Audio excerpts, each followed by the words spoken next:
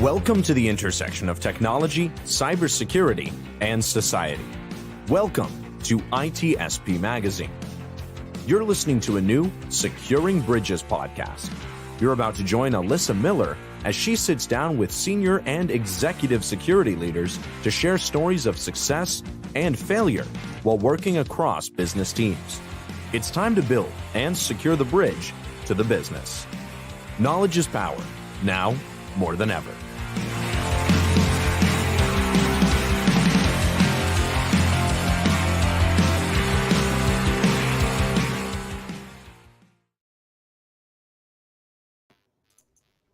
Hi, there we go. Hey, everybody, it's Securing Bridges. We are back once again. Another crazy episode. It is the Big 3-0. We are 30 episodes into this crazy project. I don't know where this came from, but it's wonderful. I'm sitting here listening to my music. I'm jamming out, and I'm realizing I got all these guitars back here. One of these days, I'm just going to have to grab a guitar and play my own intro, but maybe that's down the road. We'll see. But hey, you're here. I'm here. Our guest is here. We are diving into another amazing show talking about how we build that bridge and secure it. The bridge between security, the rest of the organization, the rest of society. How do we bring the security message to those people who don't do security for a living? So we have had amazing guests, 30 episodes now. First 29, every guest has been incredible. I can't say enough. And number 30 is no different. I am so excited for this episode. So let's dive in. Our guest today, here she is. It's Gina Yacone. Gina, how are you? I'm really good. And I think for the 100th episode, I definitely want to see you playing the intro using your guitar. I think that is 100% attainable. And I'm looking forward to that immensely. I think that's doable. I think so too. Probably 2 years out. So I'm good. Well, thanks for having me. I'm really excited to be here. I've been, following your career for a long time, and I am very impressed with all of your speaking adventures. I hope that one day I can live up to your resume in terms of speaking events and oh my God, what you're doing. And I love this platform. So thanks for inviting me. Well, yeah, you are. I am equally in awe of all the stuff that you've been doing. It's incredible. But I know what you've been doing. A lot of people out there probably know, but maybe some don't. So go ahead, introduce yourself a little bit. Tell us a little bit about what it is, all that you've been doing. Yeah. Hi, everyone. Like Alyssa said, my name is Gina Yacone, and I'm an advisory CISO for Trace3. I am based out of Denver, Colorado, where we've had some snow over the past couple of days, and I'm loving it. Well, I went skiing, so I need the snow to go skiing. So I'm really happy to be here. My career definitely didn't start in cybersecurity. I don't even think cybersecurity was a degree when I started.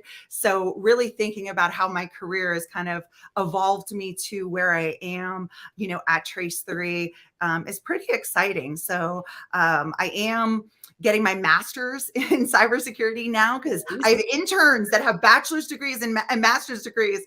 And when I went to college, 100 million years ago, cybersecurity was not a degree you could major in. So thinking about just that, and during COVID, I was like, you know what, I'm gonna get that master's degree. Nice. So I'm just about to finish it, but I have a bunch of initials after my name from different certifications that I have. But in terms of cybersecurity, kind of started with a startup, helping them kind of evolve their MDR platform or XDR platform, whatever you want to call that. We had a SOC in Salt Lake City, and that was eventually purchased by Sophos for their threat intelligence platform. So that was really kind of a cool kind of introduction to cybersecurity is through that kind of security operations center, and really thinking about, threat hunting and what alerts look like in that incident response and that incident response preparedness for organizations. And then from there, I was doing consulting for a while and really kind of being the virtual CISO for a bunch of organizations. And that is anything from financial to insurance, to technology, to healthcare, to organizations that were going to IPO, and everything in between. So either they had a security program in place and we were just trying to evolve it, or we were starting from scratch and I got to build it. So that was really exciting. And then I am now at Trace 3 and I'm the security officer for the Mountain State region, which is really exciting. And then I also help with their go-to-market in terms of cybersecurity, technology, and innovation. So but prior to that, I was in legal for 14 years as a private investigator. So that's like the kind of, so OSINT, I love OSINT. I think it's really fun and an absolute component to a lot of cybersecurity. So there's a lot to unpack there. So sorry, that was a lot. No, this is incredible. And this I obviously had too much coffee today, I think. No, this is what I wanted people to see. Like, yet another person on the show who's accomplished incredible things. You said something though that caught my ear early on, and I actually want. This is your surprise. I'm going to poke at something you probably didn't think I was going to. You said your career evolved you, which is interesting to me. And maybe you didn't mean anything by it, because most people would say, well, I evolved my career.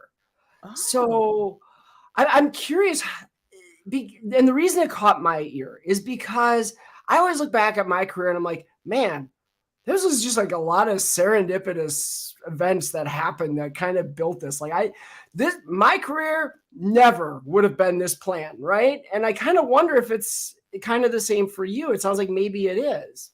You know, it's so interesting. I feel like I need a therapy. I need to sit on the couch. This is like a therapy session. I didn't know I said that. You know, it's really interesting. You know, for the audience out there, I have made a lot of sacrifices to get here.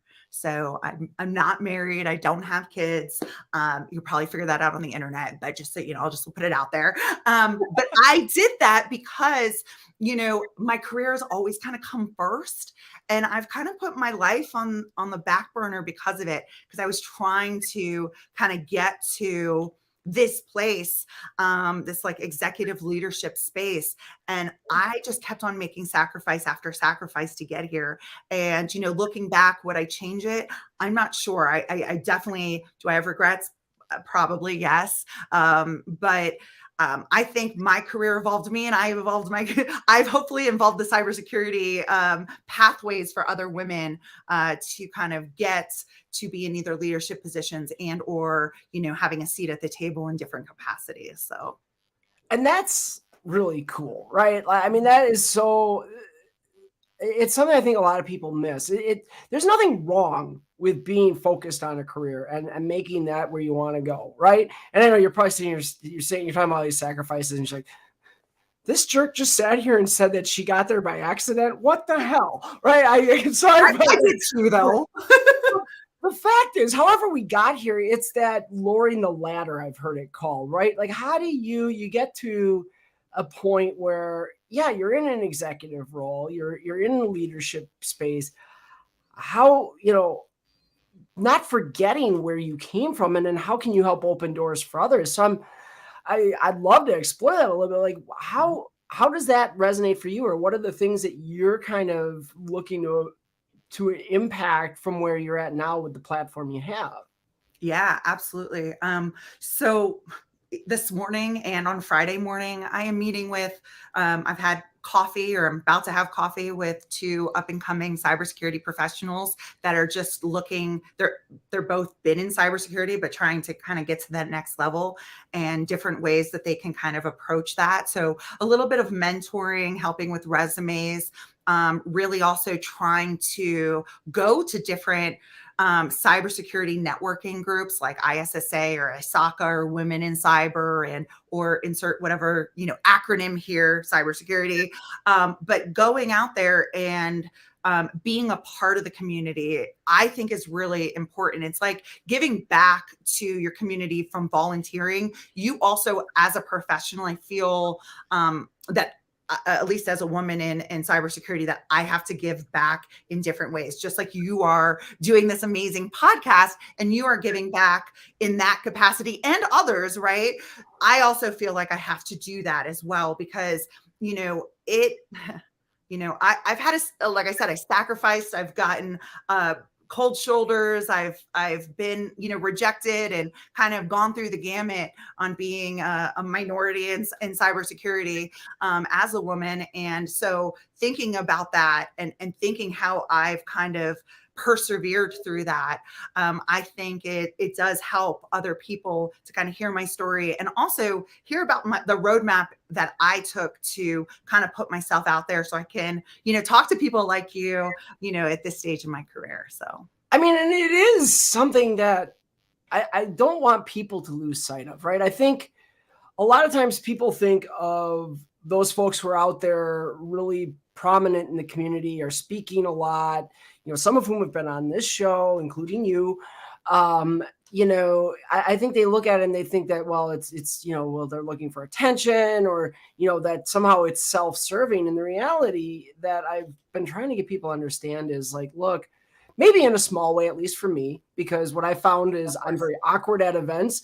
And if I speak at an event, it's a lot easier to meet people. So, but the reality is, I think for all of us who go and speak, there's really that component of trying to give back, trying to share, trying to create discussion, but also that visibility, like you mentioned, particularly for people who are underrepresented, whether it's because you're female, you're non-binary, you're, somewhere in LGBT, you're Black, you're Hispanic, whatever, all of these underrepresented groups in cybersecurity, when, someone can look up and see someone who's come from that space that they came from and are like, they made it. That makes such a big difference. It really does. And I also want to say, being on stage is so vulnerable.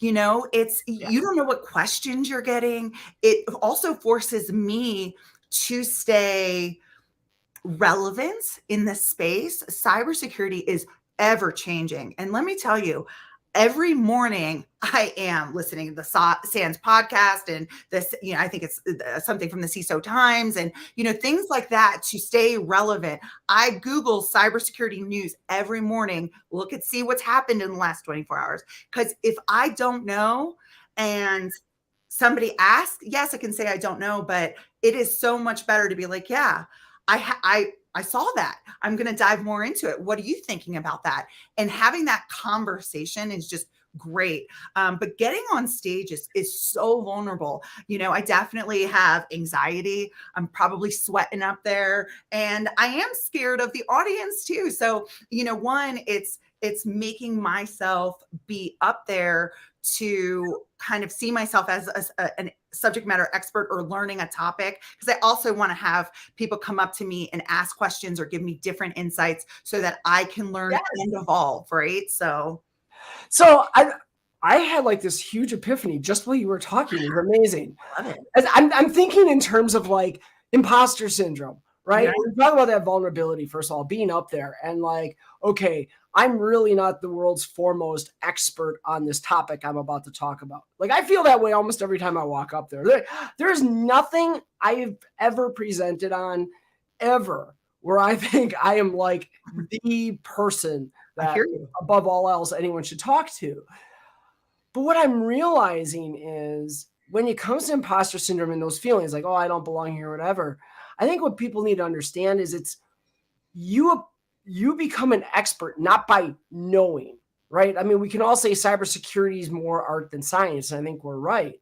So in that respect, having an informed opinion on something is what makes you an expert. It's not about having the right answer. It's about having an informed opinion. So you talk about, going out and reading these topics and, and checking the news every morning just so you can kind of be up to speed and know what's going on in the cybersecurity world today. That really feeds into that. Absolutely.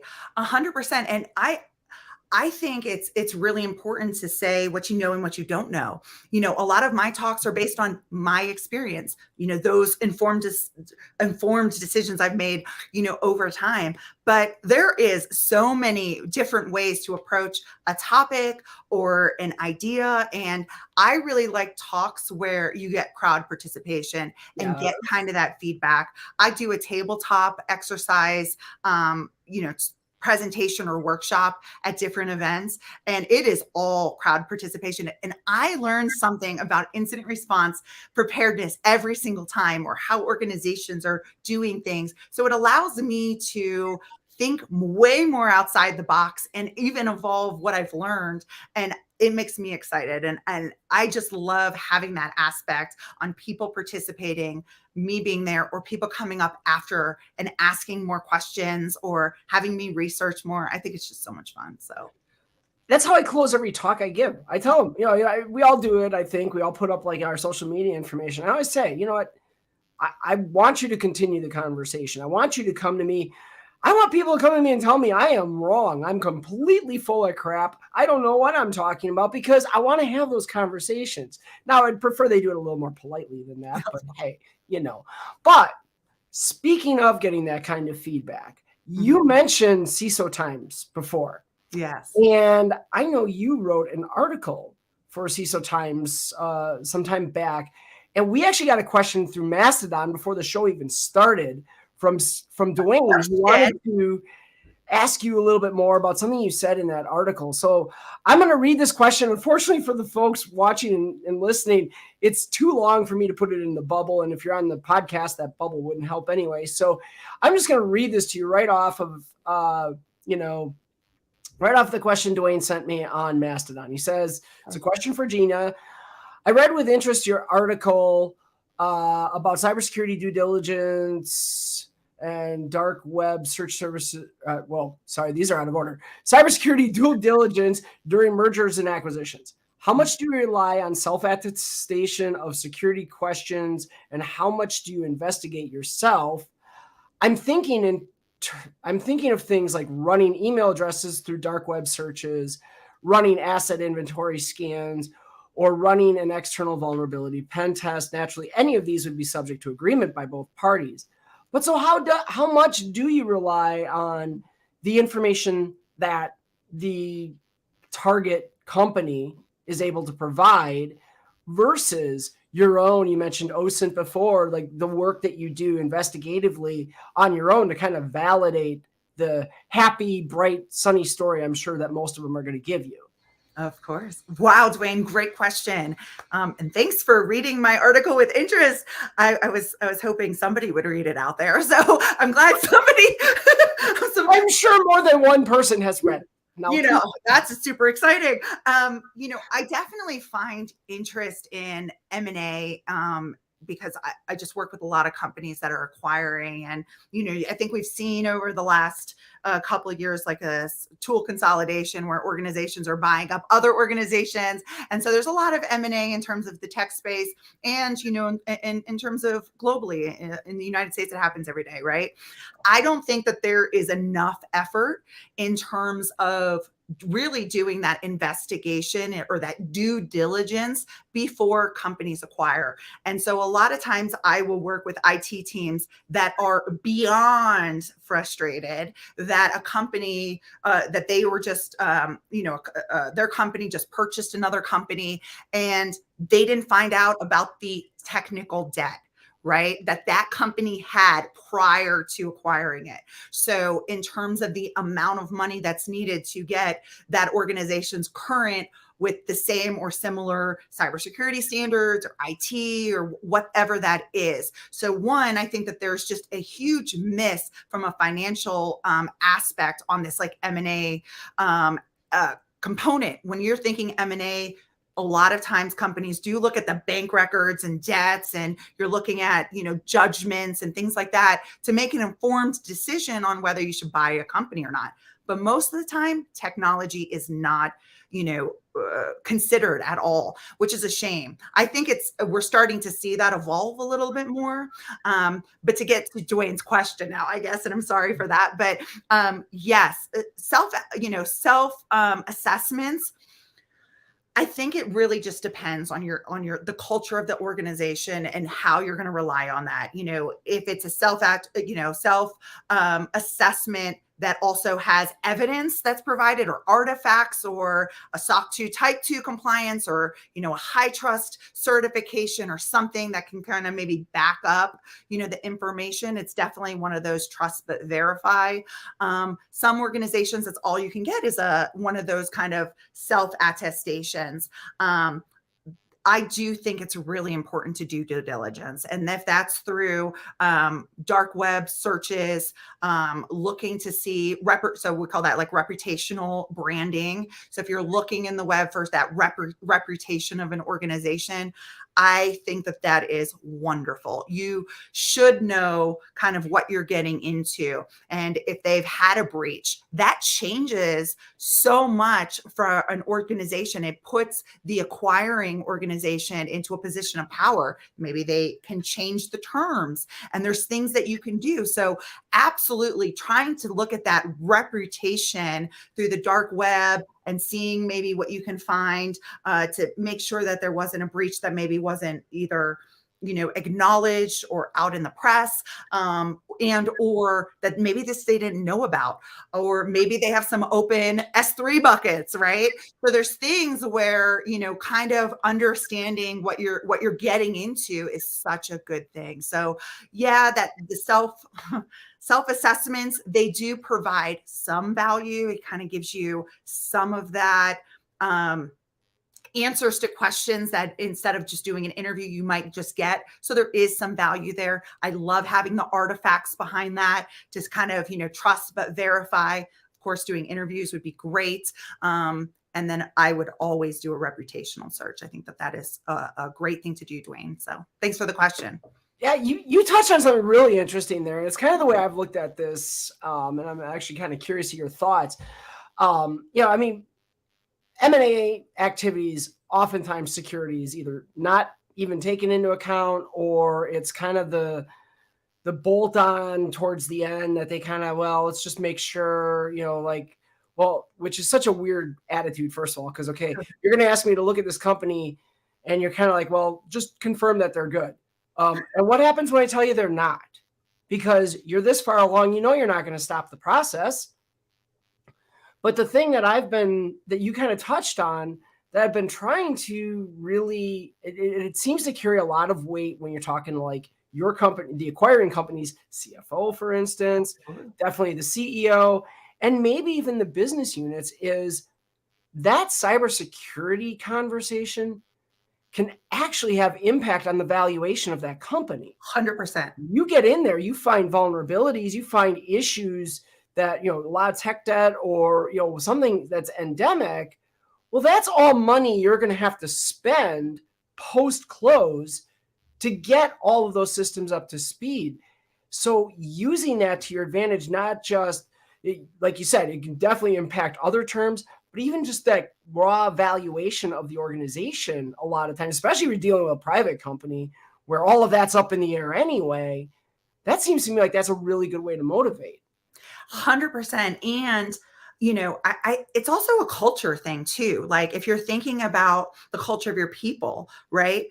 Your IT department gets so frustrated when organizations acquire others and they just have this technical debt and they're like, hey, merge the companies together. And there's so much things to consider about that.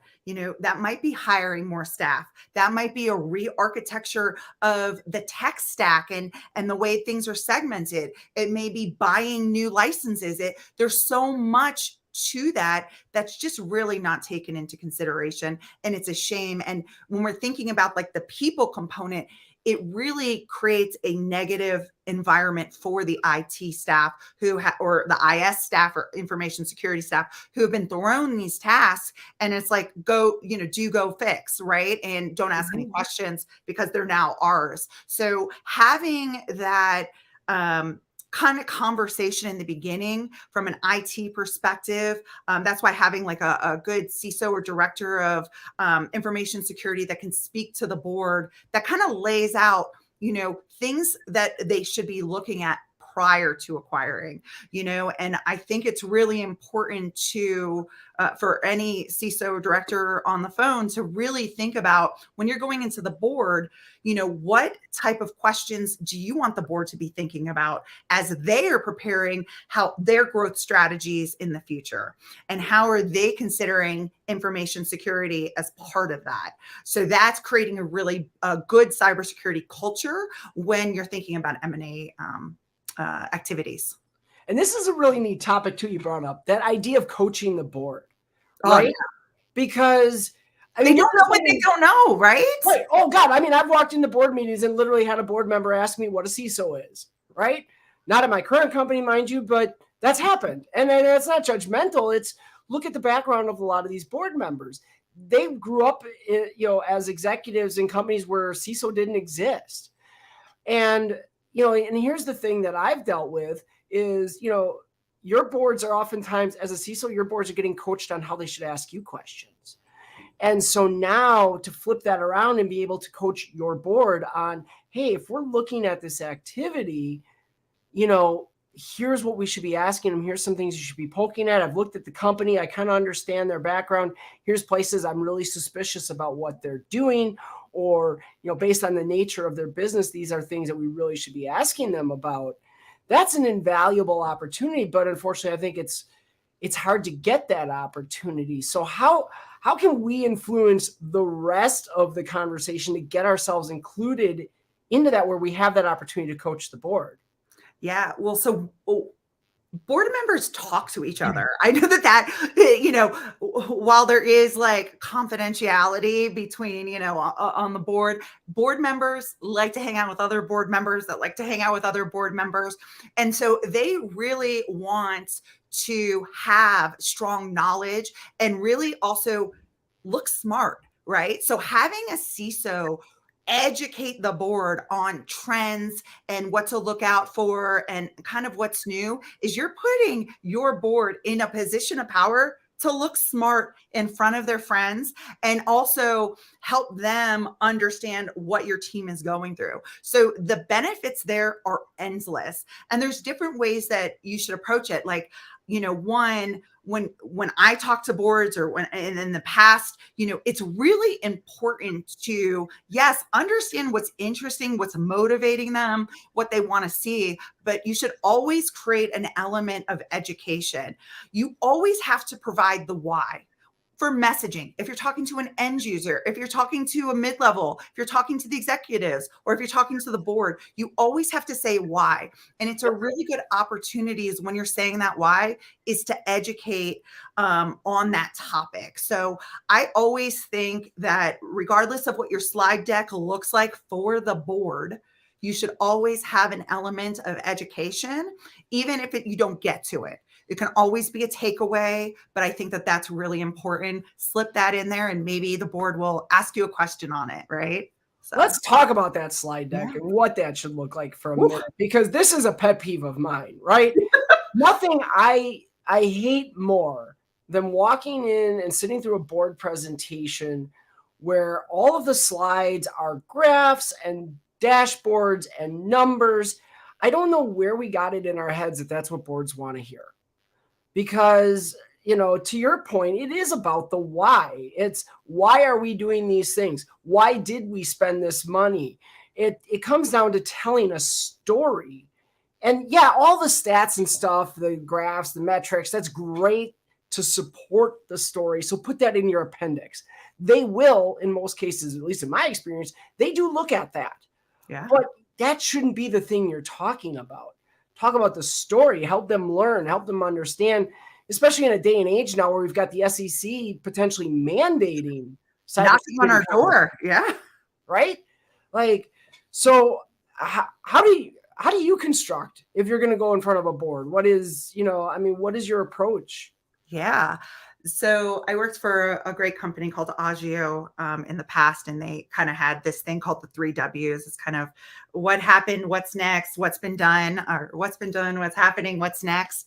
And I really think that that's a really nice 3 slides, in terms of telling a story, You're with me. I love this. The 3 slide approach. And you just, oh my God. Okay, keep going. I'm sorry. Yeah, I mean, so in terms of that, I mean, I think it's really that. It's kind of like, here, hey, this is what's been done. This is what's next. This is why, right? And I think you can, really kind of boil it down to that you can have the appendix with kind of the facts and figures. Yeah. I see a lot of, I took a great cybersecurity class on metrics and measures in my master's degree. And I think it's just instrumental. And one of the things about cybersecurity metrics and measures is that it's very, very difficult to actually put a solid facts and figures onto a slide deck. And the reason why is because if we think about a SIM, a lot of times, and that's an event manager for those who maybe don't know, it's a log aggregator. And so what it does though, is a lot of times you have these rules and you're suppressing them. So what information that you have, of course, if the rules are suppressed, you've already skewed that data. So it's really important when you're thinking about data is also telling the board that, it's flawed. You really also shouldn't tell the board, hey, this is complete. Cybersecurity is ever changing. I always say, hey guys, we're in phase 1, we're moving into phase 2, we're in phase 3. I never tell them what phase we're ending at, right? So you have that evolving thing to be like, or this is our 2022 goals. We don't know what's happening in maybe we should know what's happening in 2023, but we don't know what's happening in 2024, but we will evolve that. So it shouldn't be finite. Like that is probably the worst thing that you can do to your board is to say, hey, look at our SIM, man. We're blocking all of these countries. That does nothing. That does not telling your story. It's not telling the board that you're secure or what the true risks are. And honestly, I shouldn't say that. I don't want to say it's lazy, but I think we can do better, communicating better. And so it is a difficult topic. You should understand what your board wants to see, ask them, just like your end users and everybody else, it is a relationship where communication is important. So I always end like, hey, what didn't work? What did you like? What would you like to see? Is there anything I'm missing? Right. And that's something you want that creates buy-in and extra communication when you're talking to boards, which is really, really important. But yeah, measuring cybersecurity is a very difficult task. There is some, prescription behind it, but even then there are flaws because of suppressions and other things. And are we even looking for the right things too? Right. So. Yeah. Well, I mean, it's about controlling the messages. I mean, and this is something I wish, a lot of people walk into cybersecurity executive roles not prepared for the fact that this is kind of like politics. Okay. You have to control a message because, I'm sure I'm not the only one who's been there to have a board member ask, so when can we say we're secure enough, or when do we stop investing in cybersecurity? And I got that question. The answer was, well, as soon as technology stops evolving. So you tell me when that's going to happen. It's not, right? And then, if you go in front of the board and you throw just a bunch of numbers at them, right? And you say, well, hey, we caught this many alerts in our SIM. We did this without any context of what that actually means or why they should care. Then you get the stupid questions. And I'm sorry, I shouldn't say stupid. The uninformed questions, things like, well, can you tell me how many attacks we blocked last week? Maybe, but even if I could, what does that tell you? I can go in there and say, yeah, here's our WAF. Look at it. It blocked 10 million requests that were potentially nefarious. $1 million. I'm secure. What about the 10 millionth and first that got through and exploited SQL injection somewhere and dumped a bunch of records. I mean, so it's again, the same things that we preach against as cybersecurity professionals, we actually encourage those conversations to keep happening rather than taking control of the message. I love what you just said there. We continue this narrative that it is very upsetting. You can't prove the negative, right? Like, right. I think that's so interesting when the board asks, hey, well, did you stop any breaches recently? I mean, what? Millions of them. Yeah. Like, do you know how many people are knocking at our door every day just on the firewall? Like, come on, so it really is. It is. I think that's that educational element that's really needed so that you understand the board understands you. It's a conversation and it's not a chore. It should be something where I think you should be excited to talk to the board about your people and your processes and what you've done, and ask them, what they think is missing or what they're hearing that other organizations are doing. Get them involved in the conversation, just like you should get your end users involved in the conversation when you're thinking about, preventative measures. So, it's a relationship, and I think there's ways to be effective on that. So. Yeah, exactly. I mean, I literally have a board meeting tomorrow, and I'm really looking forward to it. It's my first one with this new employer that I'm at. And, I love board meetings. Me too. I know so many, even, sorry, I hope none of them are listening because they'll probably give me crap tomorrow, but even some of my peers, we're in a call and they're like, yeah, you got to do that board thing. We're so glad we don't do that. I'm like, you kidding me? I love that. I love going to the board and talking about this stuff because educating them is like the greatest part of this. And especially right now where we're rolling into an economy that, has been challenging the last, 6 months. And it continues, we've gone from hyperinflation and now we're worried about a recession. We're seeing massive layoffs, and they're not just some psychopath that bought a social media company and decided to fire everybody, but they're legitimate companies that are laying people off. And, that's a unique challenge that I think we can start to address through the board. But I'm kind of curious too. I'm sure you're seeing the same things, right? The economy is really creating some challenges. How do we go about this now? Yeah. So I also recently wrote a blog article about that. And I'm actually going to speak about recession proofing or, your cybersecurity budget. I find it very interesting. And I want to take a step back. And, during COVID, we went, there was a lot of companies, yes, of course, that went under, mainly those in the service industry, but tech was a cash cow. I mean, tech was king. So for a lot of these tech companies that can't recession proof right now, I find it, I don't want to say pretty curious. I think it's more on what their potential dollars they thought they were supposed to bring in, thinking that cash cow could keep on going, and they're not getting it. And so as such, they're kind of thinking about their stakeholders and not really about the people that they're currently employed. And I do think that there are some really strong advantages to change. And there's probably organizations that did have to cut some of the fat. But I also find it also curious that we can't keep on kind of recession proofing, especially when we went through the aspect of, this major, all these people kind of quitting their jobs because they were unhappy, right? And wanting to work remote and wanting to do this and kind of really kind of champion. And now, we can't kind of think about this, new technology and people are kind of running scared. So I find it very interesting. But I do find that there is a way to kind of recession proof your budget.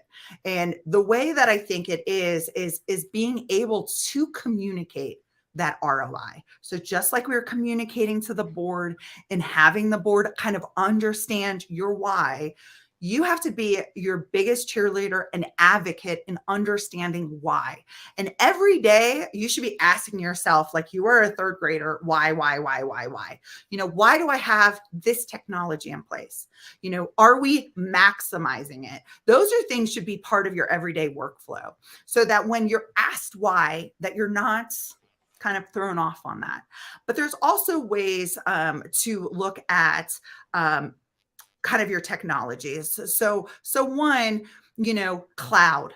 It is a great time to kind of look at your cloud spend and kind of your cloud resources and kind of auditing, that to kind of see that's kind of like the wild, wild west. But there's money that's being left on the table that could support a headcount, right? So there is things that people should be looking at from a IT executive standpoint to look at their different spend to see if they're leaving money at the table. A lot of times too, when contracts are coming up for renewal, ask for a discount, a bigger discount. Hey, it doesn't hurt to ask, right? You got to ask.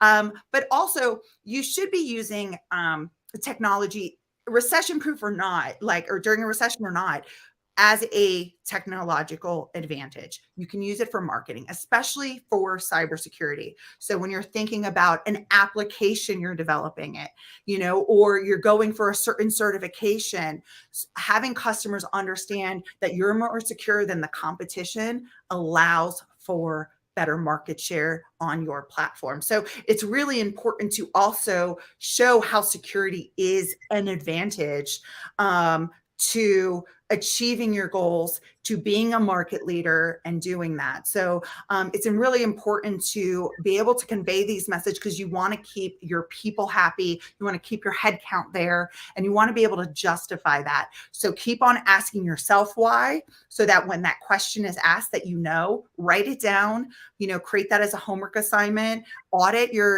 what you're doing. And there's a lot more other kind of tips and tricks, but those are just a couple that can really help. I think communication is the key. Yeah. So I love this because this is something I learned in the consulting world. Yeah. Right? If you look at a consulting organization, when down times happen, right? Who don't they cut? They don't cut the consultants because that's their revenue. Yeah. If you cut the consultants, all you're doing is cutting your potential to make money. Now, if you've got a consulting arm where you've got a lot of people on a big bench and they're not getting utilized, yeah, then you're going to trim that because you're obviously not selling enough to keep your people busy, and that's wasting money. But you're not going to see, if I've got, a team of 20 consultants who are all hitting utilization targets, the last thing I'm going to do is look there to make a cut because I'm killing myself. So when it comes to cybersecurity, then this is what I if there's one thing I really wish people could understand in cybersecurity leadership, tie yourself to revenue. What are you doing that makes more money for the company? I mean, a great example, if you want one, is think about you bring in an IAM solution, right? Mm-hmm. And you're, okay, great. We got this cool whiz bang identity access management thing. What if that enabled you to sell a federation, identity federation capability to your customers who are logging into, say, a SaaS tool that you have? Now, suddenly you're part of the revenue stream. They're not going to cut the support for that product because, holy crap, we need that's driving revenue. You cut that, we lose money. And the best way, the only way to recession-proof a company is to protect revenue. And so 100%. I always say that also about API security. I'm like, oh, you've got this great platform, that highest revenue API that's connecting your clients to your product. You're not securing that. Like if that goes down, like, wow. So I absolutely agree. Like any technology that's also supporting the capabilities of the company, whatever that kind of business use case is, if that's the cash cow and you're protecting it through security, absolutely, you should tie that in. I agree that revenue is key. And also, I think that's why business impact analyses are great to find out, where in the business is spending money. When you're thinking about, your budget, are you actually securing the actual aspects of the company that are most profitable? And so are you using your dollars for either the right divisions or verticals of your company, or product lines, or what that is? Or are you over here with something shiny that's not that you shouldn't be spending your time and resources on? I think that that's very important. I love what you said there. Yeah. No, and you followed it up perfect with, you have to understand your business's priorities, what matters from a business perspective. You can't just look at the technology and say, oh, this is a critical asset. Well, if you didn't talk to the business, you don't know that. Exactly. That's that why. Why is it a critical asset? You have to be able to follow that up. I think that is so important. So important. Awesome. Well, we're there already. We're at time. It's time for us to wrap up. But Gina, this has been amazing. I love this conversation. It is absolutely incredible. I hope people out there listening take something away from this. To all you folks out there, as you know, the recording will be available right away after the show. We'll have the podcast version available for you in a few days. That's on, so if you missed any part of this, be sure to check those out. YouTube is probably the easiest place to see the recording. Obviously, the podcast, your major podcast, Spotify, Apple, Google, et cetera, et cetera, et cetera. So really happy to have had you all here. Gina, so happy that you were able to join us. Thanks for having me. Absolutely. And you know what? We're going to keep on doing this. The show is going great. I'm getting lots of great feedback. I'm super thrilled every week to see all the people that are tuning in. So we'll keep bringing it your way. I'll keep looking for those great guests. If you have suggestions for a guest, please, by all means, connect with me on Twitter, Mastodon, LinkedIn, wherever. Let me know who you think you want to see on this show. And if you know any organizations who might want to associate themselves with the messages we're bringing here on Securing Bridges, we'd love to hear that too. We're always looking to incorporate their support as well. So until next week, take care, everybody. Really appreciate you being here today. That's all we got today for this episode of Securing Bridges. Bye-bye. Bye, everyone. Thank you.